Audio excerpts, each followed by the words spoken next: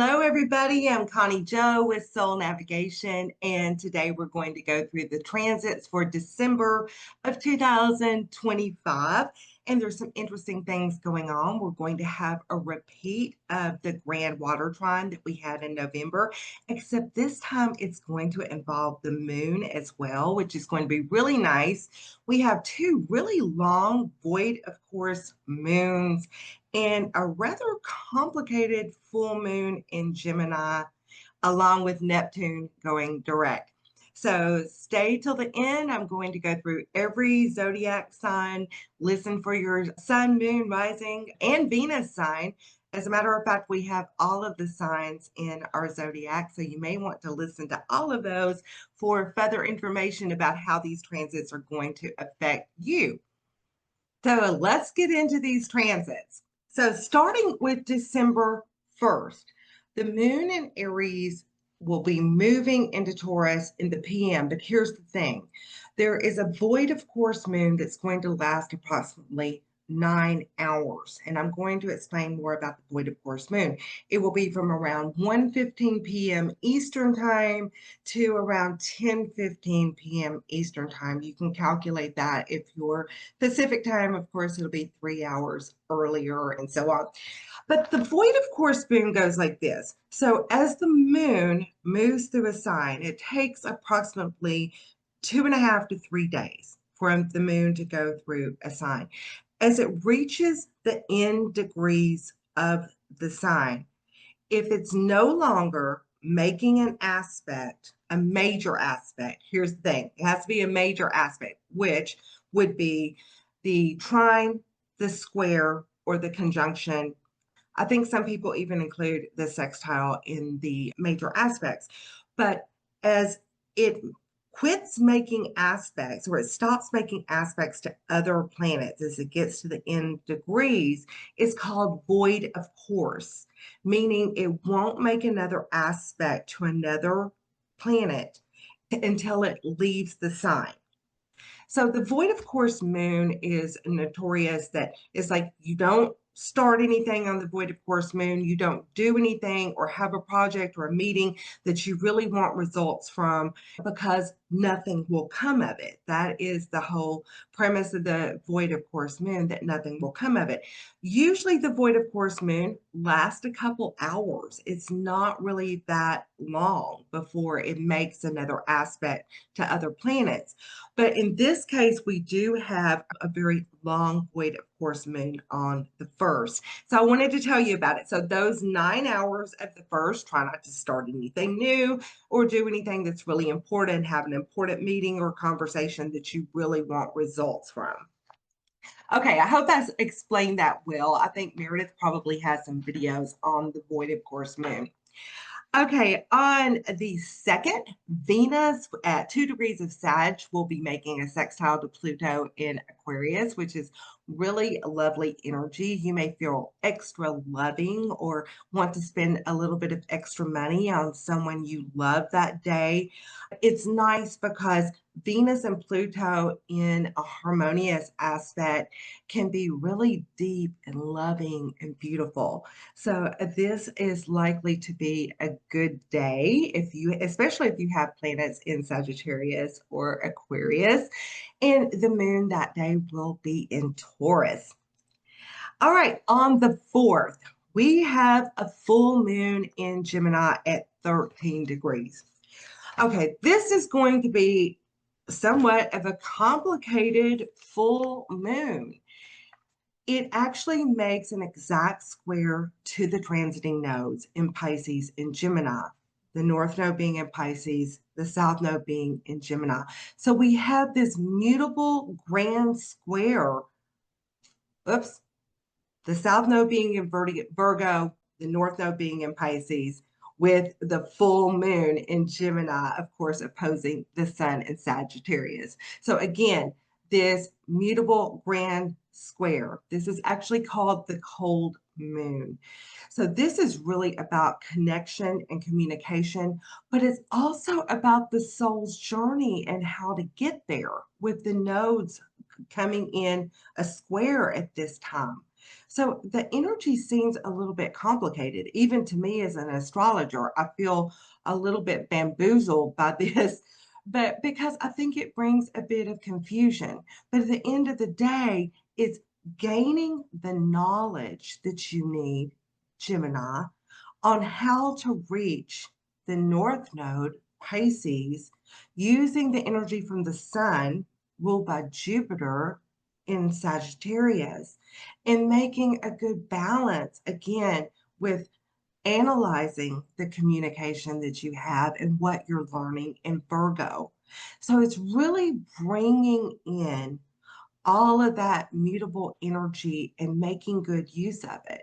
Also, of course, full moons are about letting go of things that don't serve you any longer.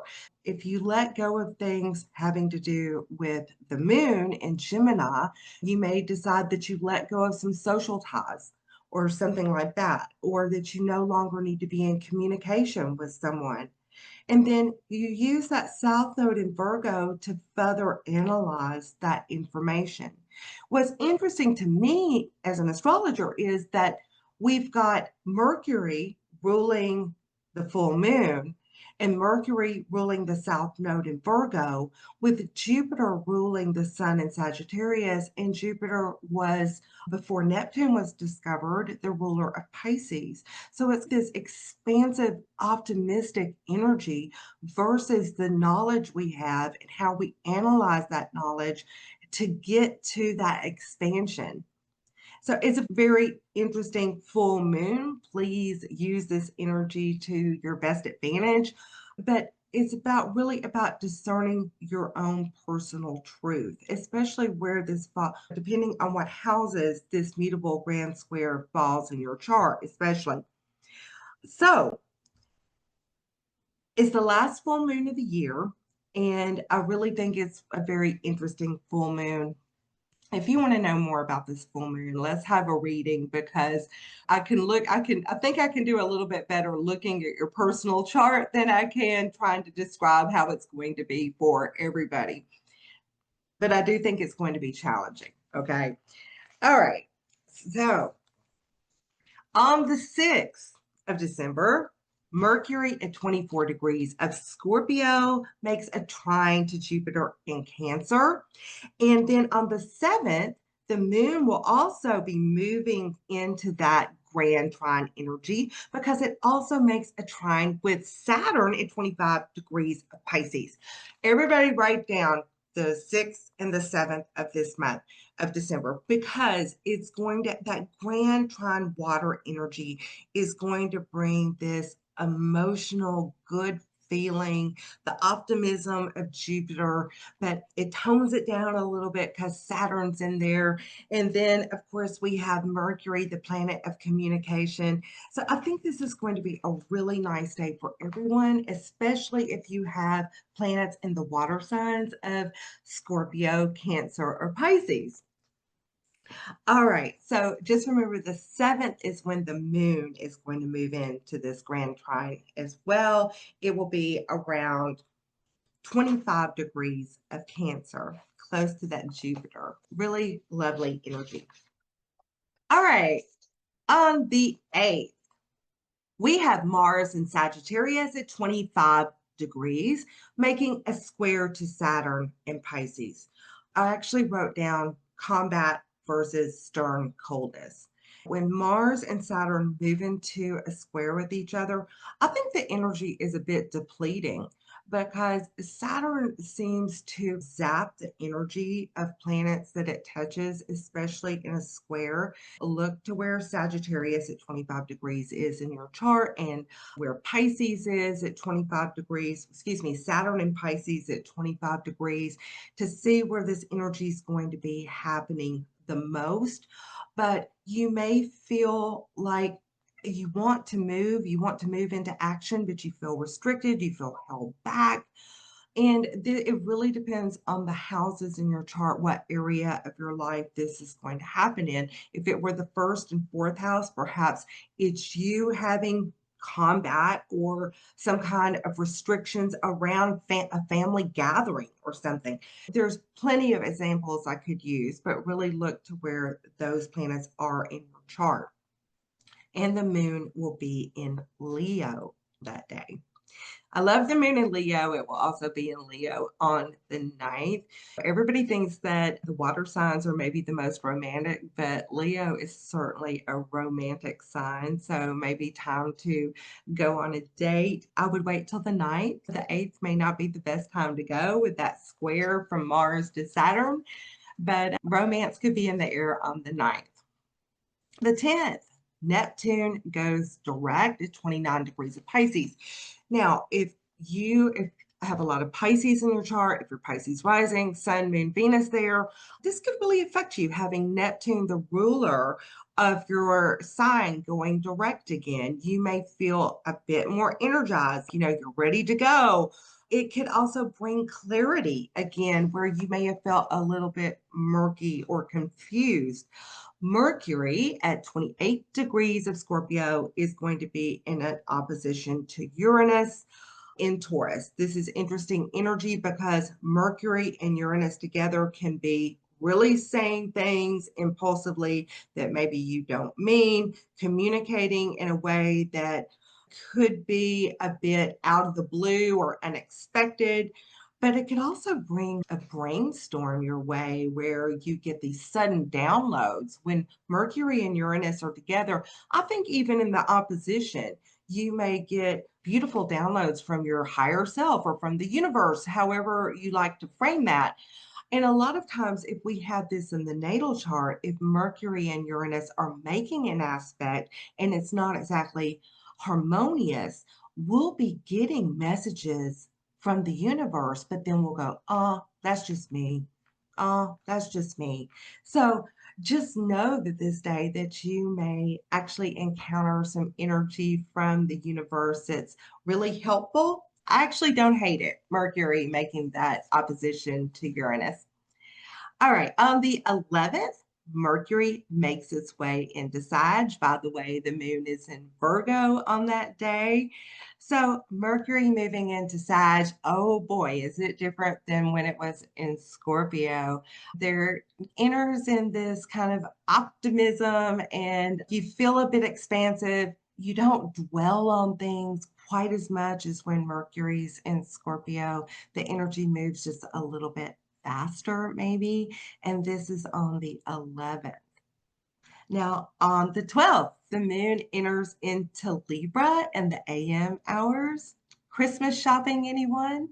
Libra is one of the best signs to go shopping under when the moon is in Libra. Shopping, doing things that make beautifying yourself, getting your hair done, getting your nails done. If you're a guy, just doing maybe going out to dinner or having a good time, or you could get your hair and nails done too. Okay, that the moon will be in Libra on the 12th and the 13th, by the way.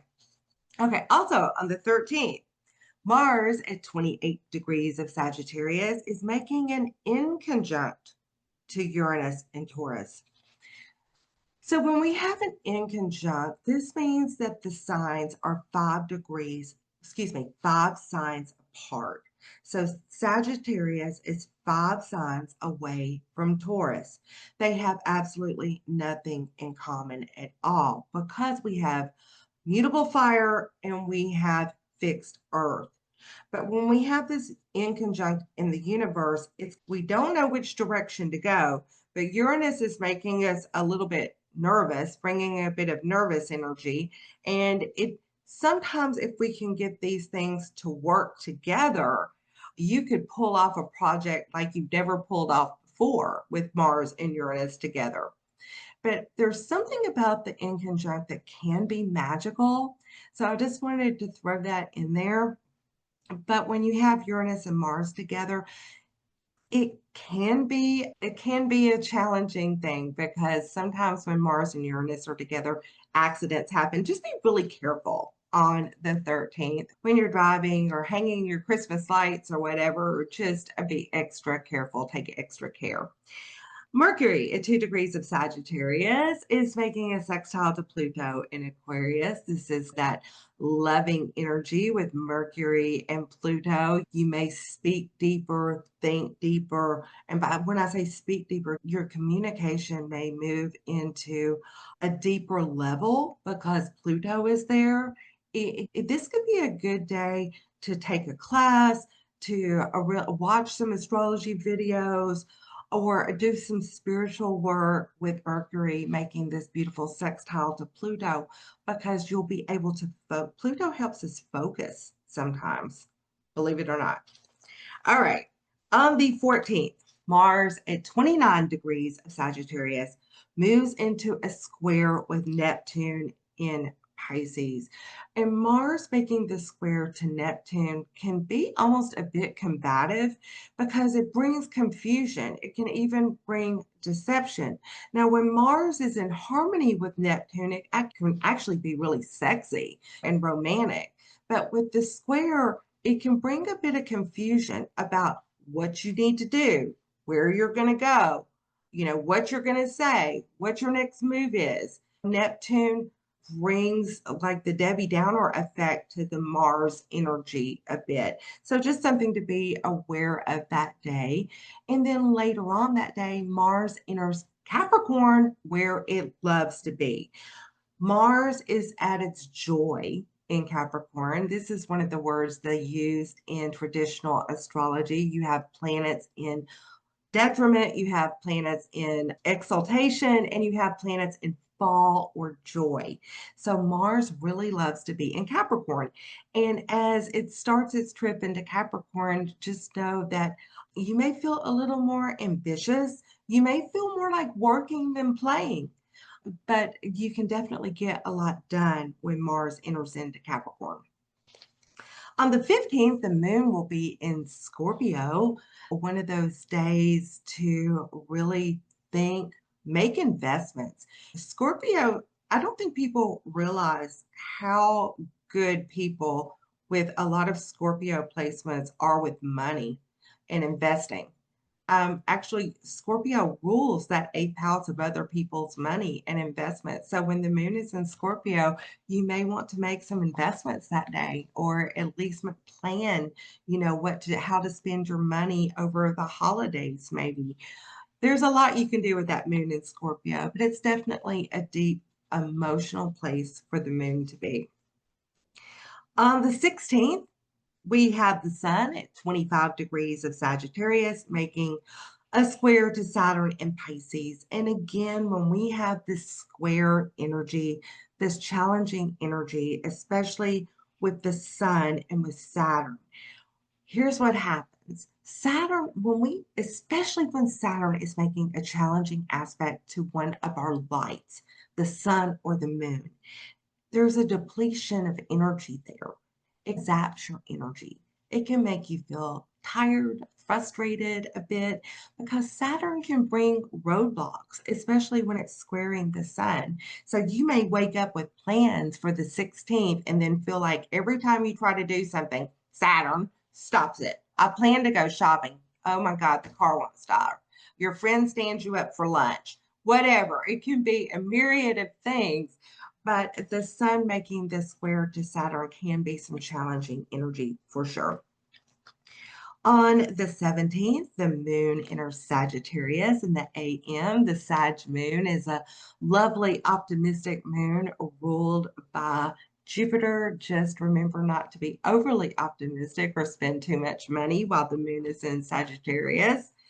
And on the 18th, Venus at 22 degrees of Sagittarius makes an inconjunct to Jupiter at 22 degrees of Cancer. This is interesting. Again, we have that inconjunct energy where the signs are they're 5 signs apart and they have nothing in common.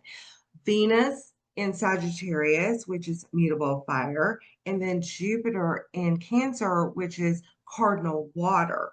They have nothing in common, but I have to say, when Jupiter and Venus get together in any way at all, usually it's not a bad thing. I think mostly watching for overindulgence in the signs where, in the houses where this is. So wherever you have Venus at 22 degrees of Sag, 22 degrees of Sagittarius, or 22 degrees of Cancer, see what houses these are coming from and where you might overindulge a little bit or maybe be a little bit overly optimistic. Also, being that it's almost Christmas time on the 18th, I would be really careful not to spend too much money that day because the moon is in Sag as well. And you might just be really optimistic about everything you want to buy for everybody else, and then realize soon after that, especially as the moon enters Capricorn, that you didn't really have the money to do it. Just something to be aware of. Okay. On the 19th of December, we actually have our new moon at 28 degrees of Sagittarius. So please look to see where you have 28 degrees of Sagittarius in your chart. This is where this new moon will be happening. Now, it will be making a square to Neptune in Pisces and also be making an opposition. Hold on here. Oh, an inconjunct to Uranus and Taurus. There's a lot to remember with these transits, y'all. Okay, so this is a new moon. Usually a new moon in Sagittarius, we would want to set goals, especially goals around our spiritual life or what we want to learn, what we want to know. Life-changing goals is a good way to use that new moon energy in Sagittarius. But this one could be a bit confusing and erratic with Neptune and Uranus involved, maybe even a bit impulsive. So think before you act and be exact. Thinking before you act, Uranus being exact, Neptune. The square to Neptune can hold a bit of deceptive energy or confusing energy, even if we're just deceiving ourselves. So while you're setting these beautiful goals with this new moon and manifesting this new moon energy, keep it in check. Don't go overboard. Don't be overly optimistic. Can we be overly optimistic? Yeah, we can set goals that you're going to look at a month from now and go, what was I thinking? I could never do that. But I think we have the capacity to do anything or manifest anything. Just be sure about things with this new moon, with the aspects to Neptune and Uranus, and maybe hold back a bit before you make really important decisions. So this is on the 19th. On the 20th, we have the sun at 29 degrees of Sagittarius, squaring Neptune in Pisces. So when we have the sun making that square to Neptune, there can be some confusion as to what we really want to do or really how we want to get things done. The sun is part of our soul's purpose, so we may think we're going to be doing something that day, and then Neptune comes into that square and causes confusion or causes deception, even self-deception. And Neptune and the sun can be really beautiful when it's in harmonious energy, but I think it brings confusion when it's in the challenging energy of the square and sometimes the opposition as well. So just something to be aware of on the 20th. Also, Venus at 25 degrees of Sagittarius makes a square to Saturn, and the moon is in Capricorn. Okay, so this may not be the best day to socialize and go out and do all of the continue your holiday shopping, or even just, I would try to stick around the house this day. Do some stuff at home because Venus squaring Sagittarius, excuse me, Venus squaring Saturn can bring doubt about our own self-esteem or our love life. It can make us feel maybe even a bit unloved sometimes. So this is probably not your best social day. I would say, this is a day to set boundaries, Neptune. Don't let that Neptune energy get away with you, and possibly maybe stay at home and decorate the tree or think about what you're going to do for the holiday dinner or something. but I wouldn't make any big social plans for the 20th, really. All right, on the 21st, the sun moves into Capricorn. Happy birthday to you, Capricorns. And this is also the winter solstice, okay? So this is the shortest day of the year. This is the 21st. So those of you that celebrate the winter solstice, this was going to be a lovely day for you as the sun enters Capricorn. And you know that because it's the shortest day of the year that you can look forward to longer days ahead. So it's the climax of everything. And you're finally at that shortest day and you know that better things are ahead for you. Okay, on the 22nd of December, we have Venus at 28 degrees of Sagittarius, making again the in conjunct to Uranus and Taurus. So when Venus and Uranus get together, even in this inconjunct, so they're 5 signs apart with nothing in common. And as I said before, sometimes this inconjunct can be magical. But just if you met somebody or went on a first date, just know that crazy things could happen with Uranus. You might spend too much money or this can be very impulsive energy with Uranus involved with all things Venus, our love and money. So it might not be the best day to have a first date. And ironically, the moon is in Aquarius that day, ruling Uranus. So this is going to be a really interesting day, I might say. And you could suddenly meet the love of your life. But then under that kind of energy, you would just have to see how the relationship goes. I would suggest seeing an astrologer if you meet someone on that particular day, just to see that first meeting chart and how things actually work out for the two of you. And if you would like to have a reading, I would love to have a reading with you, discuss transit, synastry, compatibility, whatever you want to discuss. And you can find my information in the notes below or at soulnavigation.com. All right, Christmas Eve, if you celebrate, on December 24th, we have Venus at 29 degrees of Sagittarius, squaring Neptune and Pisces. Now, this energy is a bit nebulous because, again, when we have Venus making that square to Neptune, the energy can be a bit confusing or deceptive. Now, if this were a trine, I was like, oh my God, this is the most beautiful energy. It's like this, oh my gosh, Neptune being the higher octave of Venus. This could be a beautiful day to be romantic, fall in love, any of those things. But because it's a square, we have to be a little bit more careful and make sure that there's no deception, even self-deception or confusion around that. Later that day, Venus enters Capricorn. So I think Venus really has a good time in Sagittarius. When it moves into Capricorn, it does get a bit more serious. You'll notice if people with that natally have Venus and Capricorn, they're pretty serious about love and money. All right, on the 25th for Christmas Day, again, if you celebrate, and the 26th as well, we do have the moon in Pisces, which is just really lovely Jupiterian, Neptunian energy, a lot of love. I kind of like that for Christmas Day, where everybody is just a bit more loving, romantic, maybe even kinder. On the 28th of December, we have another very long void of course moon. Now, this is going to be from 9:15 p.m. Eastern until 7 a.m. Eastern. At least it's going to be in the overnight hours primarily. So it's again from Aries moving into Taurus.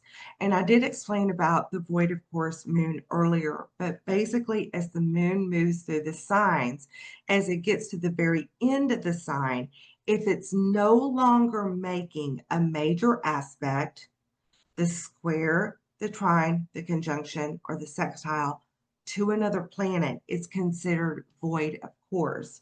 And under a void of course moon, nothing happens or nothing will come of the situation. So don't plan anything. This will primarily affect if you stay up late, it could affect those on the East Coast too. But those on the West Coast, this will be happening a bit earlier. I wouldn't make any great big plans for the 28th during those void of course hours, as it is a rather long void of course moon. And as I said before, most of the time the void of course moon lasts maybe not even an hour to 2 hours, but this one is really long. All right. And on the 29th, we have Mercury again at 25 degrees of Sagittarius, squaring Saturn. This has already happened. Okay, everybody. On the 28th, we talked about the void of course moon. And then on the 29th, we do have Mercury at 25 degrees of Sagittarius making a square to Saturn in Pisces, which can be difficult energy when it comes to communication. You may not feel seen, you may not feel heard, you may just find it difficult to communicate with some people or even think in a very, your thinking may be very rigid that day with Saturn making that square to Mercury. You may not be able to think outside of the box.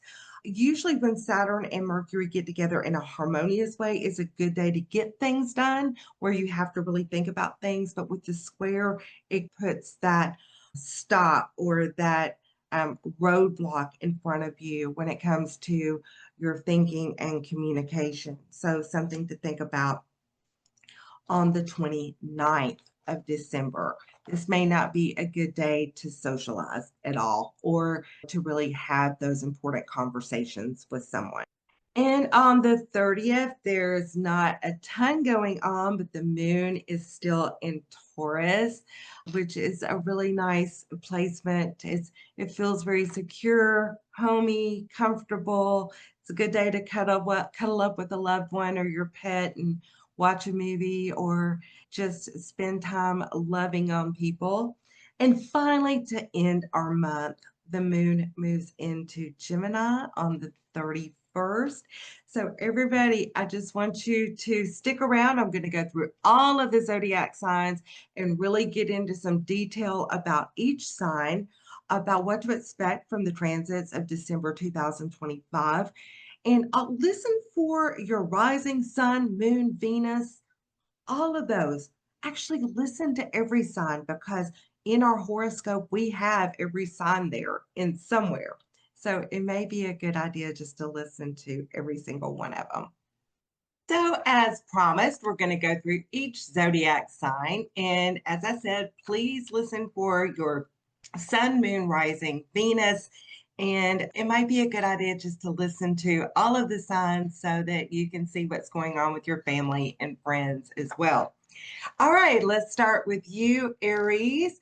So Aries, the good news is that Neptune and Saturn have both retrograded back into Pisces. So they're no longer making aspects that may be a little bit uncomfortable to planets at the early degrees in your sign. So if you have the sun or moon or any personal planet at the early degrees of Aries, these two planets have backed off for right now, giving you some relief in that area. So the moon will be in your sign on December 1st, the 27th, and the 28th. So when the moon is in your sign, if your moon is there, this will be your lunar return. If your sun is there, this will be your own personal new moon. So just some days to look out for. I also think that the beginning of the month is likely to be easier for you, Aries, than the end of the month. Venus in Sagittarius is going to make a beautiful trine to your planets in Aries until it moves into Capricorn on the 24th. So you have almost the entire month with Venus making a trine to your sign, which that is a beautiful, harmonious energy with Venus. And, you know, that's your love, that's your money. So all good things. And the sun will also be making a trine to your planets until the 21st when it goes into Capricorn as well. So Mercury will also be in a trine. It will move into the trine with Aries on December 11th. And Jupiter in Cancer continues to square any planets that you have between the degree, like the 22nd to 27th degree, which a square from Jupiter is never really a bad thing. If you have planets at those specific degrees, you may just feel a little bit overindulgent right now. And lucky days, the days that the moon will be trining your sign or making a harmonious aspect to your sign. And these are usually really, if they're not lucky, they're at least feel good days, right? So these are December 8th, 9th, 17th, and 18th for you, Aries. As I said, the first part of the month may be a little easier than the end, but overall, a really nice month for you. Let's move on to Taurus. So Taurus is a little different for you. The end of the month is likely to be a little bit easier for you than the beginning. Uranus has moved back into the end degrees of Taurus at 29 degrees and 28 degrees.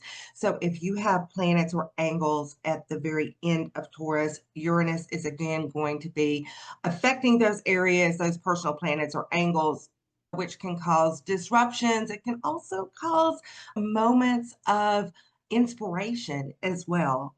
Uranus, those outer planets, all of them, all of the outer planets can work both ways. They can be inspirational and lovely, and they can also be a bit detrimental sometimes.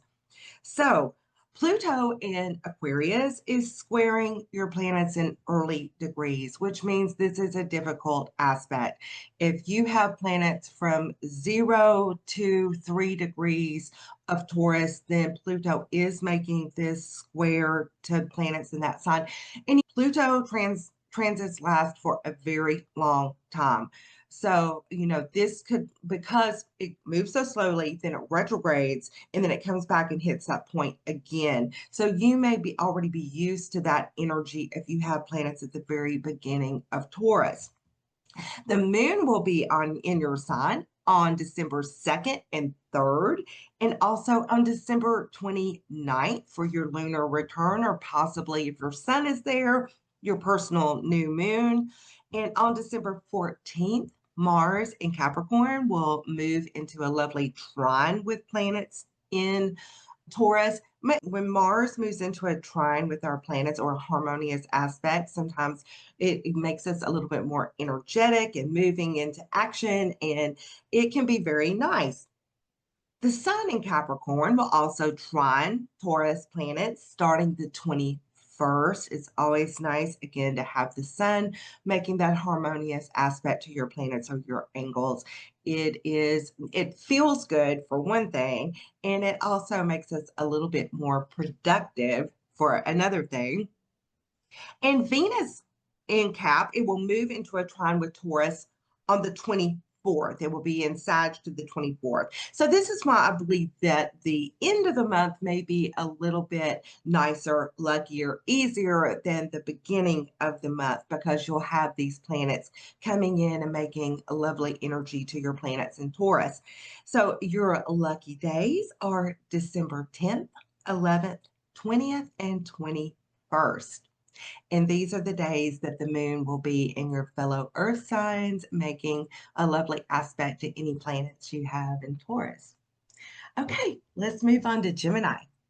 So, Gemini, you do have that rather difficult full moon in your sign on December 4th, as I talked about earlier in the video. And this may be especially significant for you. We have that one full moon each once a year. So, take advantage of the part of your chart where Gemini is, where that's lighting that part up, and make decisions about what you need to release and possibly what you need to bring in. It's a good time to set goals or to maybe let go of some things that haven't been serving you. So Uranus has retrograded out of your sign, which is good news. It gives relief to planet in the early degrees of Gemini. And Mercury will be opposing Gemini starting the 11th. So when Mercury opposes our personal planets, it can be a bit confusing. It can make our communication a little bit difficult. But if it's Venus or the sun or even the moon, it could be emotions versus logic, that kind of thing. It's not always a bad thing, this opposition.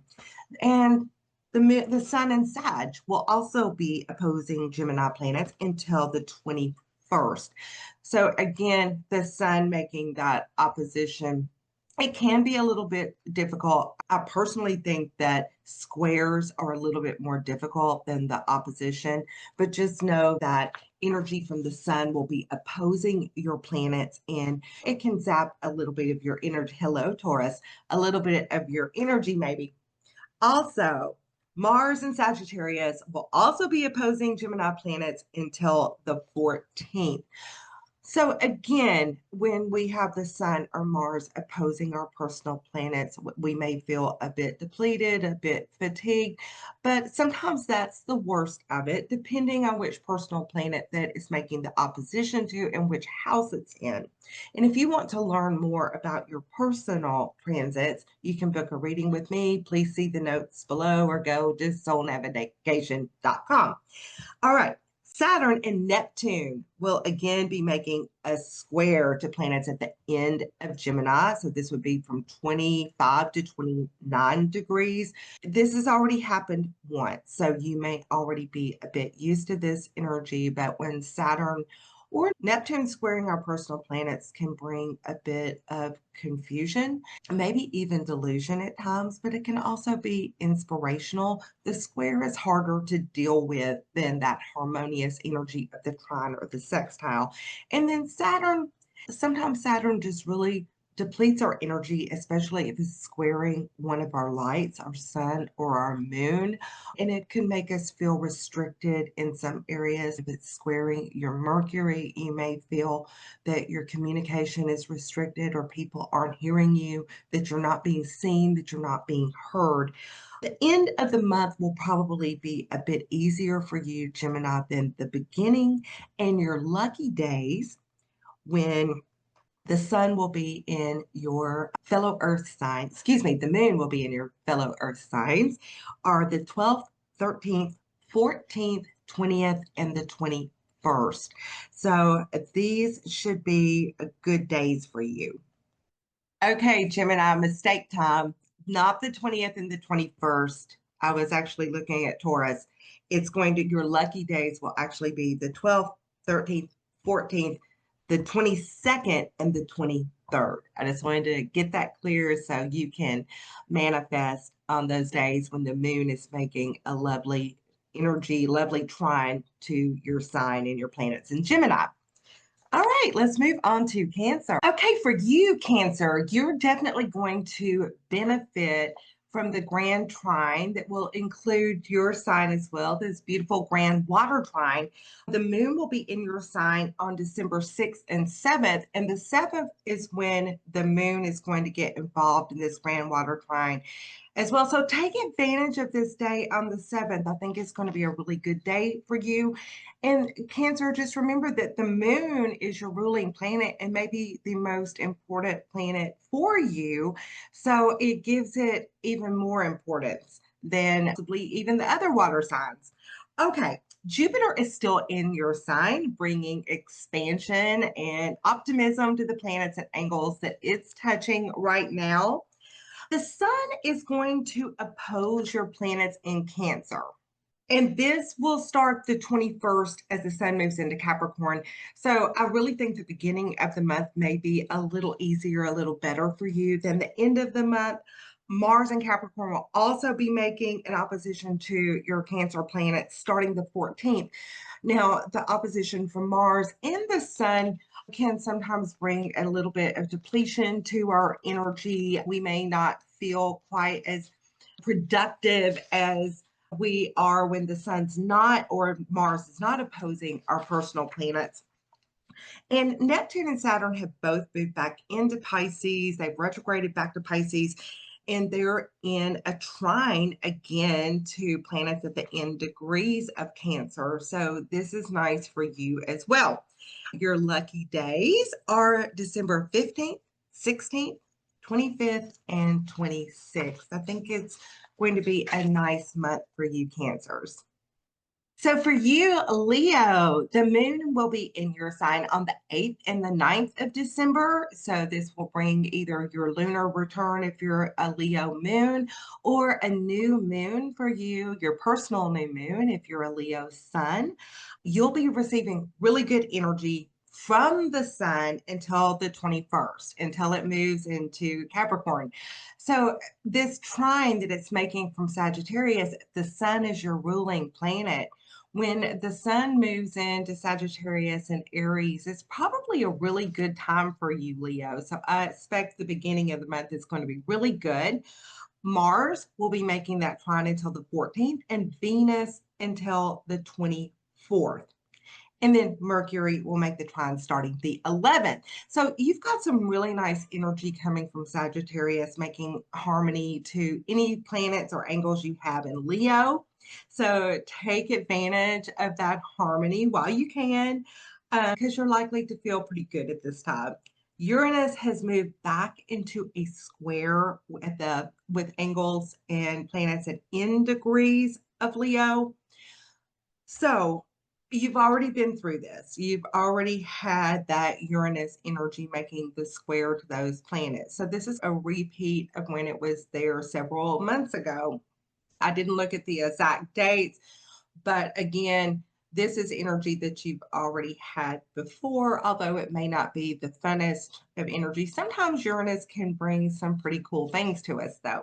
And Pluto is opposing planets in your sign, Leo, from Aquarius, from 0 to possibly 3 degrees, any planets or angles that you have at those beginning degrees. Lucky days for you, the 1st, the 17th, the 18th, the 27th, and the 28th. Think this is going to be a good month for you Leos too.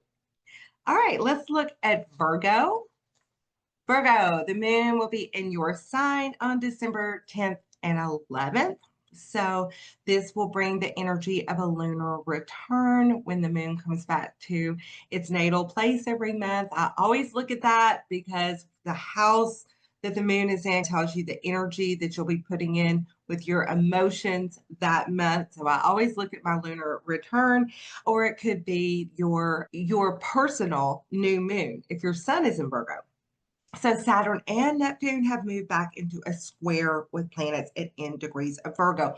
And this is repetitive, but you've already been experiencing this square. They were not in Aries for that long of a time.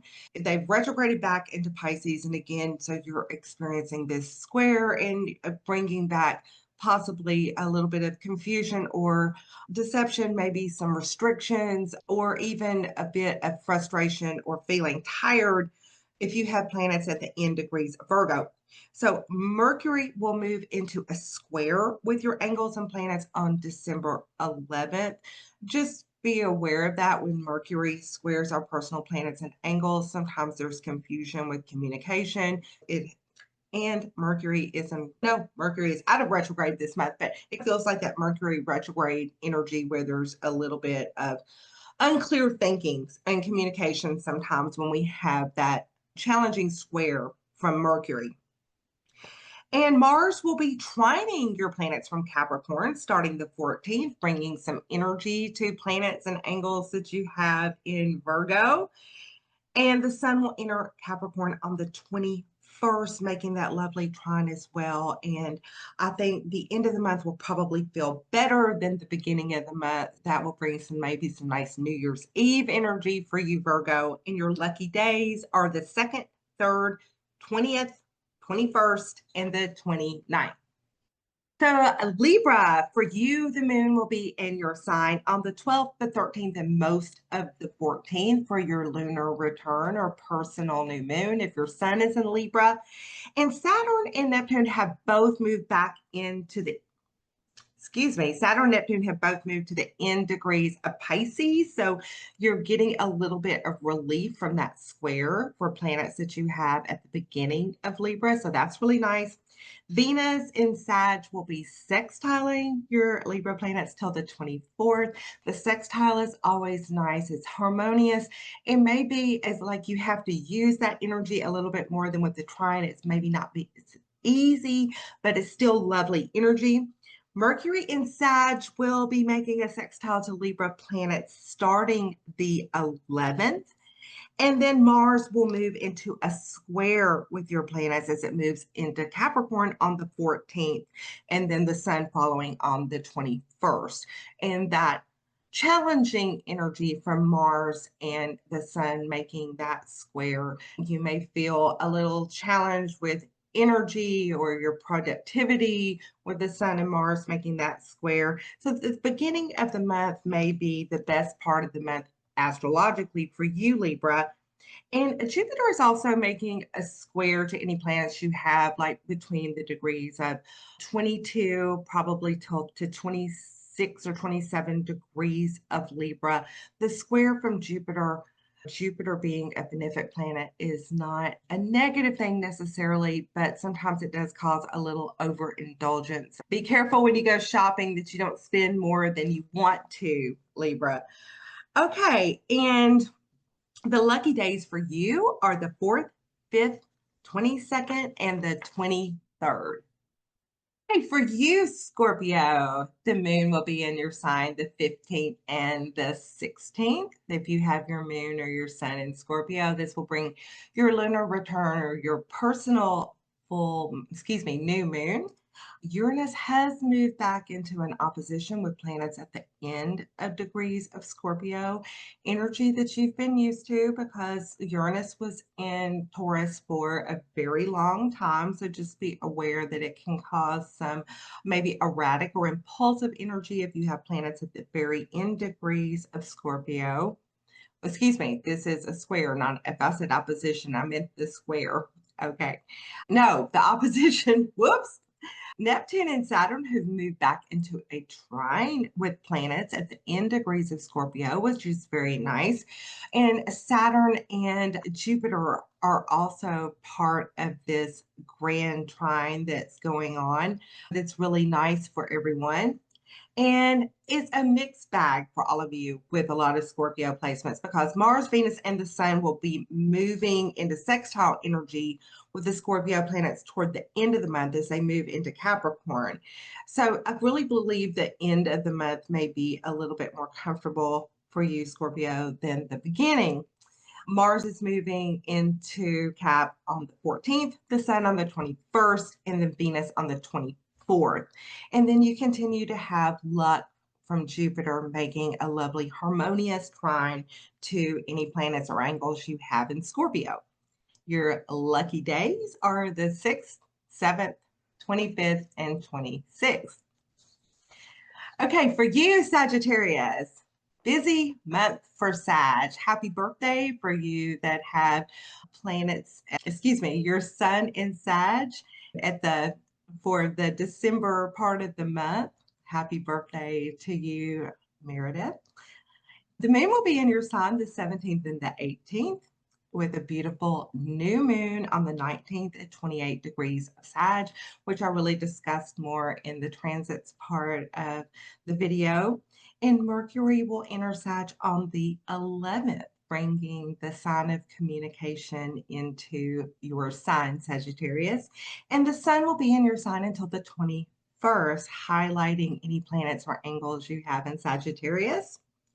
And Venus will be in your sign till December 24th. So this is shaping up to be a really nice month for you, Sagittarius, having Venus, Mercury in your sign. It's a lot of action for you this month. Take advantage of this beautiful energy. You'll definitely feel energized and ready to go, especially at the beginning of the month. And And Saturn and Neptune are again making a square to planets you have at the end degrees of Sag. From Pisces, this is energy that you've been through before that you're probably used to by now, but it can be a bit challenging having Saturn and Neptune making planets in a square to our planets. It tends to be a bit restrictive. It tends to even be confusing with Neptune. Just some things to be aware of. And the lucky days for you are the 1st, the 8th, the 9th, 27th, and 28th. You even get a lot of lucky days this month, Sagittarius. Okay, Capricorn. So the moon will be in your sign, Capricorn, on the 20th and the 21st, bringing your lunar return or your personal new moon if your sun or moon are in Capricorn. And the sun moves into Capricorn on the 21st. Happy birthday to December Capricorns. Also, so when the sun moves into your sign Capricorn, there's going to be a bit of a shift where you feel that sun shining on those planets at the beginning degrees of Capricorn, especially. Mars will enter Capricorn on the 14th, bringing a burst of energy, bringing productivity, and Venus will move into Capricorn on the 24th. So that will be nice for you to have that Christmas Eve Venus moving into your sign. Neptune and Saturn have moved back into Pisces, so that kind of brings relief to the planets you have at the beginning degrees of Pisces as they were in Aries, making that challenging square. So there's a little bit of relief there. I think the end of the month looks like the best part of the month for you. Mars loves to be in Capricorn. Get ready for some energy toward the end of the month, and that you've got an opportunity to get a lot done this month, Capricorn. Your lucky days, December 2nd, 3rd, 10th, 11th, 29th, and 30th. And the 29th and 30th are especially going to be good days for Capricorn placements and angles for you. All right, let's look at Aquarius. So Aquarius, the moon will be in your sign on the 22nd, 23rd, and the 24th. Pluto conjuncting planets or angles at the very beginning of Aquarius placements. So if you have planets or angles anywhere from 0 to 3 degrees, Pluto is definitely going to be affecting these placements. Is energy that you can look to happen for quite a while. Pluto hangs out a long time at the same degrees. So if you have planets there, I think you probably already know what to expect. It's the same energy that's been happening for the last 6 months. And you will be receiving some nice sextile energy from Mercury starting the 11th from Sagittarius. That's going to make a nice sextile to your sign, and from the sun until the 21st. So you've got some really nice energy at the beginning of the month from the sun and from Mercury. And then from Venus until the 24th. So the sextile is really nice energy to use to get things done, especially with Venus there. You may feel a little bit more loving, or you could also spend too much money because if you celebrate Christmas, it's the holidays. And then Mars in Sagittarius will also be making a sextile to your placements until the 14th. And sextile energy isn't as easy as a trine, but it's great energy to plan and shop and socialize. So just things to be aware of, Aquarius. And Uranus has retrograded back into Taurus, bringing some more challenging energy again to planets that you have at the very end degrees of Aquarius. Again, this is energy that you've probably been used to, and it can bring impulsiveness, sudden things happening. So just be aware if you have planets or angles at the very end degrees of Aquarius. And your lucky days are the 6th, 7th, 12th, and the 13th. Okay, Pisces, last but not least, for sure, Pisces, the moon will be in your sign the December 25th and 26th. So you get that lovely Christmas energy if you celebrate Christmas. And Neptune and Saturn have retrograded back to the end degrees of Pisces, again, bringing that challenging energy to any planets that you have at the end degrees of Pisces. So this is energy that has been there for a while, that you've probably been used to, and you've got some relief for a period of time, but those planets are back at the end of the degrees. And Saturn can bring a lot of things. Frustration, it can make you feel tired sometimes, as can Neptune. So just energy to be aware of. And then planets in Sag will be making a square, again, challenging energy most of the month. So Mars until the 14th, Venus until the 24th, and the Sun until the 21st, and Mercury from the 11th. So, Pisces, it may be a bit challenging for you, but I think Pisces can handle challenging energy. But you have these planets making the square to your sign, which can be frustrating. It can also bring tiredness a bit, and like you feel like you're not as productive as you want to be because you keep hitting that square, that brick wall that a square brings. It can be a bit challenging, but I know that Pisces is up for the challenge. You're still enjoying a lovely trine from Jupiter if you have planets from around 23 to 27 degrees of Pisces. And your lucky days, Pisces, are December 6th, 7th, 15th, and 16th. I hope everyone has enjoyed this, that maybe you've learned a little something and that you know what to expect for your December. I hope if you celebrate the holidays are lovely. I hope if you don't celebrate the holidays, you still have a lovely month. Bye from Florida. See you next time.